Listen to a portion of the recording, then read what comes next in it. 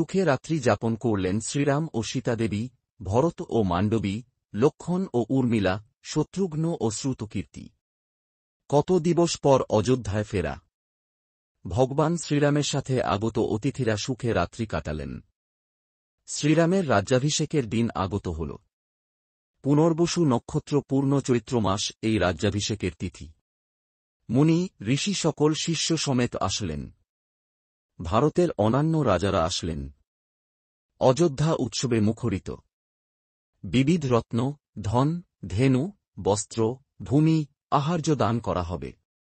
মুনি ঋষিগণ যেমন কৌশিক, যবকৃত, গার্গ্য, গালব, কণ্ব, মেধাতিনন্দন, শস্তাত্রে, অজ্ঞস্ত, অত্রি, নমচি, প্রমচি, সুমুখ, বিমুখ, নৃশঙ্গু, কবর্ষী, ধৌম্য, কৌশেয়, বশিষ্ঠ, কশ্যপ, বিশ্বামিত্র, গৌতম, যমদাগ্নি, ভরদ্বাজ এবং সপ্তর্ষি সকল তাঁহাদিগের শিষ্য সহ আসলেন।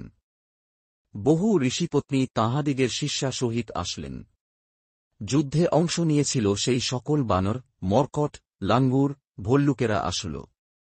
এছাড়া আসলেন অনেক বৈদিক ব্রাহ্মণ, বিশিষ্ট বণিক বৈশ্য ও ক্ষত্রিয়। যক্ষ, গন্ধর্ব এরাও আসলেন।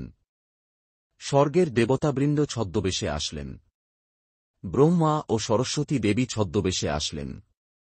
নারদ মুনি আসলেন। হর গৌরী ছদ্মবেশে আসলেন। মুনি ঋষিদিগকে ভগবান শ্রীরাম পাদ অর্ঘ্য দিয়ে পূজা করলেন। সকলে শ্রীরাম ও লক্ষ্মণের প্রশংসা করে বললেন, আপনারা আমাদিগের উদ্ধারকর্তা। রাক্ষসদের ভয়ে ধর্মযাগ যজ্ঞ বন্ধ হতে বসেছিল। দশাননের অনুগত নিশাচরেরা আমাদিগের আশ্রমে আক্রমণ করে কন্যাদের অপহরণ ও সাধুদিগকে বধ করত। হে শ্রীরাম, আপনি রাবণের অনুগত শক্তিশালী রাক্ষসদের নাশ করে আমাদের রক্ষা করেছেন। রাবণকে সংহার করে ধর্মশাস্ত্র রক্ষা করেছেন। আপনাকে অনেক প্রণাম জানাই। মেঘনাদের ন্যায় প্রতাপী নিশাচরকে বধ করে শ্রী লক্ষ্মণ আমাদের অনেক উপকার করেছেন। আপনাকে প্রণাম।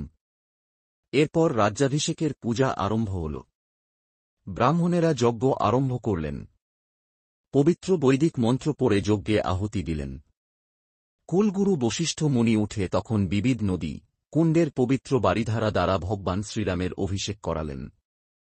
নববস্ত্র ও নানাবিধ নব অলঙ্কার দ্বারা শোভিত শ্রীরামকে সেই পরব্রহ্মের ন্যায় তেজস্বী মনে হতে লাগল। অত কপালে তিলক চর্চিত করে বশিষ্ঠ মুনি সেই রাজমুকুট পরিয়ে দিলেন।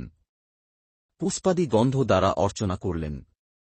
সকলে উঠে দাঁড়িয়ে পুষ্প বর্ষণ করে শ্রীরামের জয়ধ্বনি করতে লাগল। প্রভু শ্রীরামচন্দ্রের বাম দিকে রূপ ও গুণের আকর রমা, সীতাদেবী শোভমান হলেন।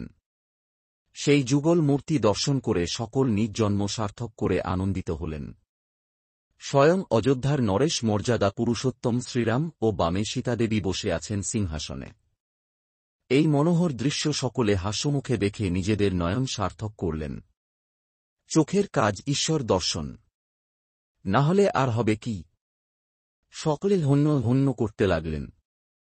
পুষ্পাদি দ্বারা ভগবান শ্রীরাম ও দেবী সীতার পূজাদি করলেন। হনুমান করজোড়ে দেখছিলেন। রাম সীতাদেবীর চরণে প্রণাম জানাচ্ছিলেন। শ্রী ভরত তখন শ্রীরাম ও সীতাদেবীর উপর ছত্র ধারণ করলেন। শ্রী লক্ষ্মণ তখন চামর দুলাতে লাগলেন। শ্রী শত্রুঘ্ন পাখা দিয়ে বাতাস করতে লাগলেন। এই দৃশ্য আরও মধুর মনে হচ্ছিল। দেবতারা নানা পুষ্পাদি বর্ষণ করলেন। ভগবান শ্রীরাম ও মাতা সীতাদেবী ছদ্মবেশে থাকা দেবতাদের চিনতে পারলেন। জাম্বুবান, বিভীষণ, অঙ্গদ, সুগ্রীব, নল, নীল, কেশরী, গয়, গবাক্ষ, দ্বিবিদ, মুকুন্দ আদি বানর বীরেরা ভগবানের জয়ধ্বনি করলেন।